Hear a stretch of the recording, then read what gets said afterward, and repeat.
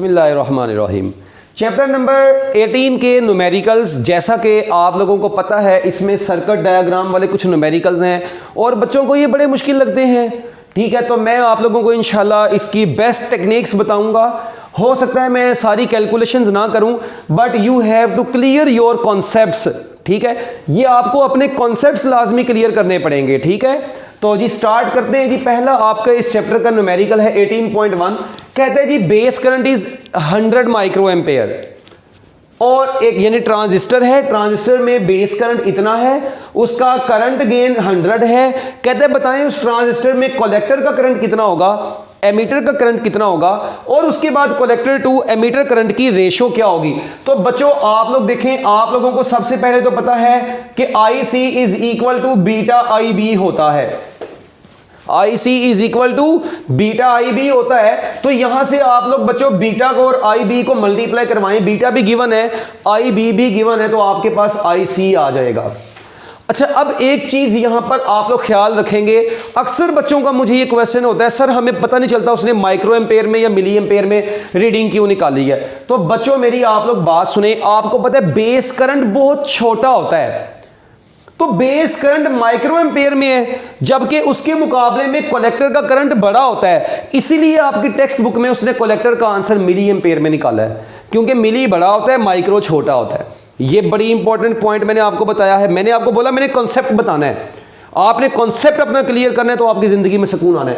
अब जस्ट आप लोग इनको मल्टीप्लाई करवाएं और कलेक्टर का आंसर किस में निकलेगा, मिली एम्पेयर में आपने लिख देना है। ओके, उसके बाद एमीटर करंट कैसे निकलेगा, आपको पता है जी एमीटर का करंट जो होता है वो कलेक्टर का करंट प्लस बेस का करंट होता है। अब कलेक्टर का करंट मिली एम्पेयर में होगा, आप लोग उसको जस्ट एम्पेयर में इधर लिखें, बेस का करंट भी एम्पेयर में लिखें, दोनों को ऐड करेंगे तो एमीटर का करंट भी जो आएगा वो भी किस में आएगा, मिली एम्पेयर में आएगा, क्योंकि कलेक्टर और एमीटर के करंट नियरली एक दूसरे के इक्वल होते हैं। तो अगर कलेक्टर का करंट मिली एम्पेयर में है तो एमीटर का करंट भी मिली एम्पेयर में निकालना है, दोनों को ऐड करके एमीटर का करंट आ जाएगा। उसके बाद आप लोगों ने क्या काम करना है, कलेक्टर टू एमीटर करंट की रेशो ले लेनी है। तो आप लोगों को अब मैं यहां पर डायरेक्ट वैल्यू देख के ही लिख देता हूं कि 0.99 आंसर आएगा आपका, 0.99, यानी 0.99 से मुराद क्या है, अप्रोक्सीमेटली 1। इसका मतलब collector current is nearly equal to emitter current आ गया। ठीक है, तो बच्चों ये आप लोगों ने याद रखना है। जिस तरह एक बात और याद रखें कि कलेक्टर टू एमीटर जो रेशो होती है इसको अल्फा बोला जाता है। जिस तरह बीटा होता है ना, IC ओवर IB, बीटा जो होता है, ये नोट वैसे दे रहा हूं, बीटा होता है जी IC ओवर IB और ये 1 से बड़ा होता है। ठीक है, जबकि जो अल्फा होता है ना एक टर्म, ये गेन जो होता है, ये कलेक्टर टू एमीटर करंट की जो रेशो होती है उसको अल्फा बोलते हैं। ये आपकी टेक्स्ट बुक में नहीं लिखा हुआ, जस्ट मैंने आपको वैसे ही बता दिया। और ये 1 से छोटा होगा और ये 100 के ऑर्डर में होता है, 40, 50, 60 इस तरह के ऑर्डर में होता है ये बीटा, जबकि ये हमेशा 1 से छोटा ही होगा। तो देखें कलेक्टर टू एमीटर रेशो 1 से छोटी ही आएगी। तो ये एक छोटा सा टिप था यहां से MCQ'S के हवाले से। तो बच्चों मैंने आपको इसका बेसिक कॉन्सेप्ट बता दिया, जस्ट आप लोग अब वैल्यूज पुट करें। मैं वैल्यू इसलिए पुट नहीं कर रहा, वीडियो थोड़ी लंबी हो जाती है, इसलिए बेसिक कॉन्सेप्ट आपको बता रहा हूं। उसके बाद 18.2 न्यूमेरिकल पर चलते हैं। ये वो न्यूमेरिकल है, ये 2 न्यूमेरिकल जिसपे माशाल्लाह जो मेडिकल वाले बच्चे हैं खास तौर पे, वो तो इसको देख के वैसे ही डर जाते हैं, कहते हैं छोड़ो यार इसको क्या करना है हमने करके। तो जरा सुनिएगा जी आप लोग गौर से। ये ट्रांजिस्टर में एक रिले लगा हुआ है, ये RB बेस रेजिस्टेंस है, रिले कलेक्टर वाली साइड पर लगा हुआ है। आपको पता है जी ये क्या होता है, बेस, ये एमीटर है और ये इसका कलेक्टर है। ओके, कहते हैं कलेक्टर करंट, कलेक्टर वाली साइड का जो करंट है ना वो आपके पास कितना है, 10 मिली एम्पेयर है। इस ट्रांजिस्टर का करंट गेन कितना है, 200 है। और बेस और एमीटर जंक्शन के दरमियान में उसने जो वोल्टेज दिया है वो 0.6 वोल्ट दिया है आपको। उसके बाद कहते हैं ये जो VCC आप लोगों ने ऊपर लगाई है, ठीक है, कलेक्टर साइड पर, ठीक है, वो 9 वोल्ट है। कहते हैं बताएं इस सर्किट में ये जो बेस की रेजिस्टेंस है ये क्या होगी। यार मेरी एक छोटी सी बात सुने, बेस इनपुट वाली साइड पर आ रही है, ऑब्वियस सी बात है। इसका मतलब आपको तो RB चाहिए, RC से तो कोई लेना देना नहीं, क्योंकि ये कलेक्टर की रेजिस्टेंस से कोई लेना देना नहीं है, उसे ना पूछा हुआ है। इसका मतलब ये आउटपुट वाली चीज, और आउटपुट पे देखें क्या क्या चीज आ रही है, गौर से सुनिएगा। आउटपुट वाले लूप में अगर आप लोग देखें तो ये ऐसे आउटपुट वाली साइड है और ये इधर से इनपुट वाली साइड है। यानी बेस एमीटर इनपुट साइड पे होती है, कलेक्टर एमीटर आउटपुट साइड पे होती है। हम लोग यहां पे दो इक्वेशंस लिखते हैं ट्रांजिस्टर्स में, एक लिखते हैं इनपुट लूप इक्वेशन, एक लिखते हैं आउटपुट लूप इक्वेशन। ये डिपेंड करता है कि हमारे पास डाटा कौन सा गिवन है। फिलहाल आपको जरूरत है इनपुट लूप इक्वेशन की। वो क्यों? क्योंकि देखें आरबी भी इनपुट में आता है और बेस और एमीटर भी इनपुट में आता है, और ये भी गिवन है आपको, और आरबी आप लोगों ने मालूम करना है। तो अब आप लोग इजीली मालूम कर सकते हैं आई बी कैसे निकलेगा। जाहिर बात है ये आई सी भी गिवन है, बीटा भी गिवन है, आई बी भी निकल आएगा। कैलकुलेट करते हैं। तो सबसे पहले बच्चों मैं यहां पर लिखूंगा राइट ओपन लूप, सॉरी हाँ जी, लूप इक्वेशन किसके लिए बच्चों जी? आप लोगों ने लूप इक्वेशन लिखनी है किसके लिए? Input loop equation. कौन सी जी? आप लोग राइट लिखेंगे जी इनपुट लूप इक्वेशन। आप लोगों ने इनपुट लूप इक्वेशन लिखनी। अब इनपुट पर देखें टोटल ऊपर लगा हुआ है वीसीसी। ये वीसीसी कितने हिस्सों में डिवाइड होगा? इस वीसीसी ने बच्चों ये देखें स्विच को क्लोज करना है आपने, ये इनपुट वाली साइड पर ऐसे आए इधर। बच्चों ये टोटल वीसीसी डिवाइड होगा आरबी के क्रॉस कुछ वोल्टेज, और बच्चों बाकी किसके क्रॉस? बेस और एमीटर वाली साइड पर। इसका मतलब ये बनेगा I B R B plus V B E. ये अगर आप लोगों ने लेक्चर सुना हो ना ट्रांजिस्टर एज एन एम्पलीफायर का, उसके अंदर मैंने आपको इनपुट लूप इक्वेशन बनाना सिखाई हुई है, आउटपुट लूप इक्वेशन वगैरह कैसे बनती है, तो आप लोग दोबारा सुन लें। किसी भी ऑपरेशनल एम्पलीफायर में सपोज करें ये आरसी लगा हुआ है, ठीक है जी, यहां से मैं ऐसे इसको दोबारा से आपको बता देता हूं। ये आप लोगों के पास है जी बेस, कलेक्टर, एमीटर, ठीक है। यहां पर आपके पास बेस रेजिस्टेंस लगी हुई है, इधर से आप लोगों ने इसको एक वीसीसी दी हुई है, ठीक है जी। ऐसे देखें जब भी आपने इनपुट लूप इक्वेशन लिखनी है तो इनपुट में इतनी सी चीज आएगी, ये सारी इधर से ऐसे ऐसे ऐसे, ये चीज आप लोग इनपुट में यूज करेंगे, ठीक है। आउटपुट में कौन सी चीज यूज होगी? ये सारी चीज ऐसे है। ये देखें, यानी इनपुट लूप इक्वेशन में ये वीसीसी किसके अंदर जाएगा? ये वीसीसी ने डिवाइड होना है आरबी के क्रॉस जो वोल्टेज होगा वो होगा आई बी आर बी, और साथ में बेस और एमीटर आ गया ये वाला, तो प्लस वीबीई आ गया। जबकि बच्चों आउटपुट की जो इक्वेशन होगी उसमें क्या होगा? आउटपुट में होगा वीसीसी इज इक्वल टू, हाँ जी, वीसीसी इज इक्वल टू ये आरसी के cross voltage IC RC plus, और साथ में ये कलेक्टर एमीटर, तो साथ में आ गया वीसीई। ये आपकी आउटपुट लूप इक्वेशन आ गई। तो you have to remember these two equations in these numericals, ठीक है। अब देखते हैं जी इसमें, अब वीसीसी है आपके पास, ठीक है, वीसीसी है, बिल्कुल है। आपने आरबी निकालना है। चलें, आरबी यहां से बच्चों बराबर आ जाएगा VCC minus VBE divided by IB. क्या ख्याल है? अब देखें वीसीसी है, हर छीदे मीदे को यार पता है वीसीसी 9 वोल्ट है, वीबीई 0.6 वोल्ट है, होता भी ये बड़ा लो वोल्टेज ही इतना ही होता है तकरीबन। और बेस करंट बच्चों कितना है? बेस करंट अब आपको नहीं गिवन, मगर आपको पता है आईसी इज इक्वल टू क्या होता है? आईसी होता है बीटा आईबी। तो आईबी किसके बराबर होगा? मैं इसी को ऐसे लिख देता हूं, वीसीसी माइनस वीबीई, हाँ जी, डिवाइडेड बाय आईबी की जगह पर क्या आएगा? आईबी की जगह पर आएगा आईसी ओवर बीटा। तो आईसी ओवर बीटा होगा, बीटा नीचे होगा, मैं ऊपर उसको मल्टीप्लाई करवा देता हूं, ये नहीं, आईबी होगा आईसी ओवर बीटा, बीटा नीचे डिवाइड होगा, ऊपर आके ठा हो जाएगा, मल्टीप्लाई हो जाएगा। तो ले जी, जस्ट अब आप लोग यहां पर वैल्यूज पुट करें, PTV and GTA. PTV and GTA बोले तो put the values and get the answer, ठीक है। मेरा काम था आपको कॉन्सेप्ट बताना, you can put the values and you can get the answer, okay जी। इसके बाद 18.3 न्यूमेरिकल बिल्कुल इसी तरह का, मगर इसमें डाटा थोड़ा ज्यादा गिवन है और ज्यादा चीजें आप लोगों से रिक्वायर की गई हैं। तो जी करते हैं जी इसको 18.3 न्यूमेरिकल को।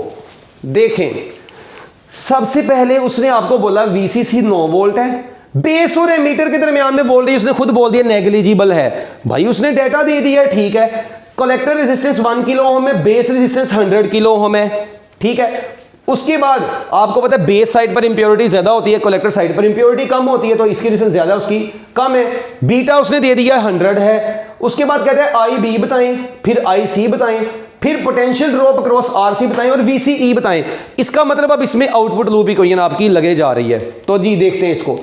सबसे पहले आई बी निकालना है यार, आई बी निकालना, इसका मतलब इनपुट लूप इक्वेशन के बगैर तो काम नहीं बनता, क्योंकि I C is equal to beta I B होता है, एक फार्मूला ये भी आपको पता है। तो अब आई सी भी नहीं है, आई बी भी नहीं है, इसका मतलब सबसे पहला स्टेप आपका क्या होगा? Right output loop input loop equation, to find IB। सबसे पहले जी आप लोग इनपुट लूप इक्वेशन लिखेंगे। इनपुट लूप इक्वेशन क्या है? VCC is equal to IB RB plus VBE हो भाई। ये आया, यहां से IB कितना आएगा? IB आ जाएगा VCC minus VBE over RB हो भाई। ये तो लो जी बच्चों, जस्ट यहां पर VCC 9 वोल्ट, VBE 0, RB है 800 kilo ohm. You can calculate your base current. जल्दी जल्दी हरी अप, इसको अब आप लोग खुद करेंगे बेस करंट को कैलकुलेट। ठीक हो गया। उसके बाद बच्चों, और याद रखिएगा बेस का करंट माइक्रो एम्पेयर में लिखना है।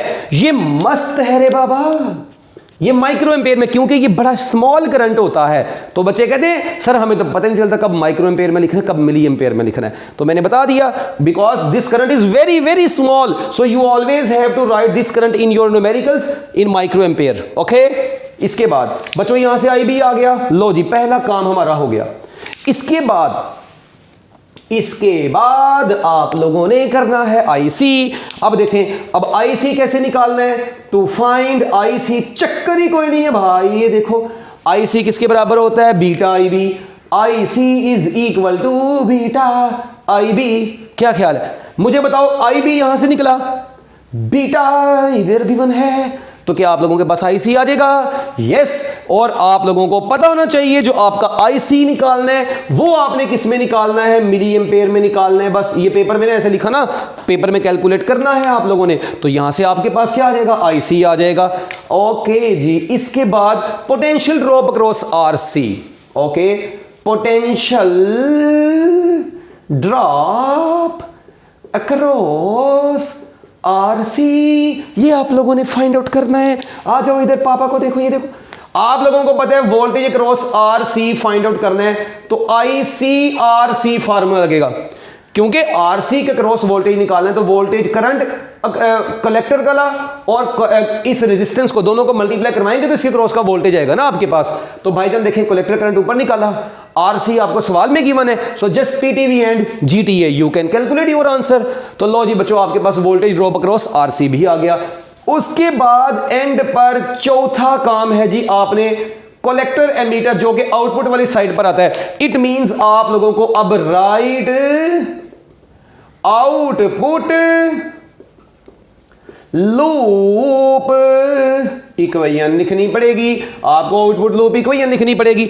अब आउटपुट लूप इक्वेशन मैंने आपको बताया था VCC is equal to voltage across RC plus VCE होगा। क्या ख्याल है? Voltage across RC plus VCE। अब वोल्टेज अक्रॉस RC कितना है आपके पास? चले पहले VCE इधर से निकालें। VCE बराबर आ जाएगा जी VCC minus voltage across RC।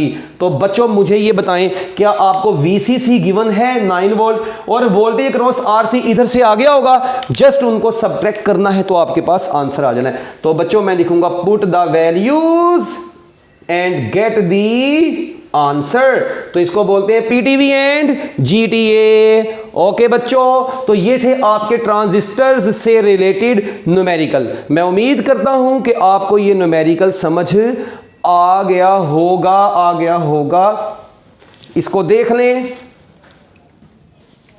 जी बच्चों। तो ये एक नया न्यूमेरिकल 18.4 मैंने कहा लगते हाथ ये भी करवाए दें। ठीक है, कहाँ पे मैं लगा इसकी वीडियो बनाता फिरूं।